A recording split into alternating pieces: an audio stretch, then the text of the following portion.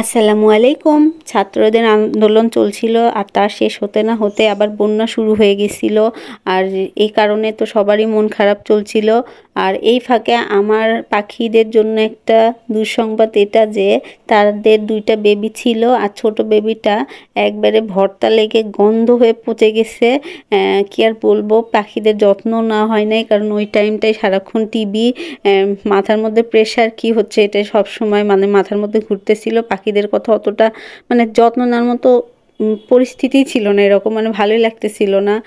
তো যাই হোক, এরকম রেশ কাটানোর পর আমরা একটু মন ভালো করার জন্য একটু মুভি দেখছিলাম, মন বসতেছিল না। তো তারপরও মানে সময় তো কাটাতে হবে, তাই একটু খবর টবর বাদ দিয়ে একটু মুভি দেখতে বসে গেছিলাম। তো এইভাবেই কাটছিল। আর তারপর আমরা সারাদিন মানে ব্যস্তই থাকতাম, কারণ টিভি দেখতে আর ভালো লাগতেছিল না, সব সময় একই খবর ছিল, মনও খারাপ লাগে সব সময়। আর আল্লাহর কাছে এটাই চাচ্ছিলাম যে সব ঠিক হয়ে যাক। নুহার যখন মন খুব ভালো থাকে সে বাবাকে এভাবে ঘুম পাড়ায় দেয়, বাবার অনেক যত্ন করে, বাবাকে সে অল টাইম আদর করতে চায়। মাঝে মাঝে মানিককে অনেক ধমকের মধ্যে রাখে, কিন্তু তারপরও তো মেয়েরা আসলেই মানে অনেক লক্ষ্মী হয়। নুহা ওর বাবাকে অনেক ভালোবাসে, কারণ ওর বাবাকে চকলেট কিনে দেয়। তো রাত পার হইলে তো দিন হইলেই তো কোনো না কোনো কাজ থাকে, এটা ওটা পরিষ্কার করতে হয়। তো ওর বাবা আজকে এসির সাথে লাগছে, এসিটা পরিষ্কার করবে, মানে এসির সামনে যে নেটগুলা, এগুলোর জন্য তো বাতাসও আসলে ঠিকমতো বের হয় না, আর প্রচুর ধুলা পড়ে গেছে। মানে এত ধুলা যে কই থেকে আসে আল্লাহই জানে।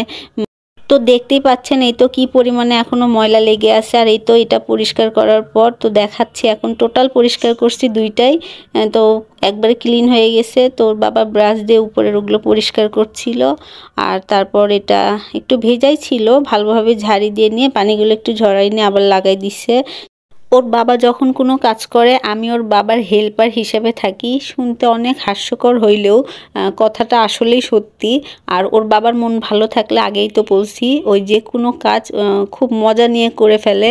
আমি ওর সঙ্গে খুব মজা নিয়ে করি। বাসায় কলমি শাক আনা হয়েছিল, তো শাকগুলোর মধ্যে কয়েকটা ডাল রেখে দিছিলাম যে বাগানে লাগাবো। বাগানে কেমন যেন শাক বা কোনো কিছু লাগালে অতটা মানে ভালোভাবে বেড়ে উঠতেছে না, কারণ হয়তো মাটিতে সার দিতে হবে। আর বাগানে তেমন তো যত্ন নেওয়া হয় না, যাওয়া হয় না, সেটা তো জানেন। তো শাকগুলো লাগানোর পর ওখানে পানি দিলাম। জামের গাছটা মাশাআল্লাহ ভালোই হয়ে আছে। আর এইদিকে আমরা চুলের জন্য একটা প্যাক বানাবো, তাই বাগানের যা যা মানে কি ভেষজ উপাদানগুলো আছে সবগুলো আমরা নিচ্ছিলাম, যেমন অ্যালোভেরা, তারপরে এই তো জবা ফুল, তারপরে এই তো নিমের পাতা, যেগুলো যেগুলো আছে বাগান থেকেই সব কিছু নিছি, বাইরে থেকে কোনো কিছুই আনতে হয় নাই। মেহেদি পাতাও এখান থেকেই নেওয়া, সব কিছু নিয়েই মানে বাগানে সব কিছু নিয়েই আমরা হচ্ছে একটা প্যাক বানাইছি। তো সেটাই আপনাদের সাথে একটু শেয়ার করতেছি। এগুলোই করছি আসলে, এই কয়দিনে বসে বসে আর কি করব, সময়ের তো কাটানো লাগবে। তো এগুলো করছি, ভালো লাগছিল। আমরা এর মধ্যে অনেকগুলো পিকনিকও খাইছি, সেগুলোর ভিডিও ইনশাল্লাহ আপনাদের দেখাবো। মানে হুটহাট করে একটা করে পিকনিকের আয়োজন করছিল আমার ছোট চাচি, আমার বোন দিয়া। ওরা আবার খুব মজা পায়।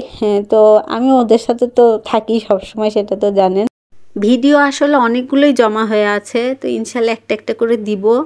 তো এই তো আমরা এইভাবে আসলে ব্লেন্ড করে নিচ্ছিলাম, কয়েকবার করা হয়েছে, কারণ অনেকগুলো হয়ে গেছে, বুঝতে পারিনি যে এতগুলো হয়ে যাবে প্যাকের ইয়েগুলো। তো ফ্রিজে রেখে দিব বয়ামের মধ্যে তুলে, আর যখন ইউজ করব তার কিছুক্ষণ আগে বের করে রাখবো। এই জন্য একবারে হয়তো বেশি হয়ে গেছে, যাক ভালোই হয়েছে, বারবার করতে হবে না। তো আজকে এই পর্যন্তই, আল্লাহ হাফেজ।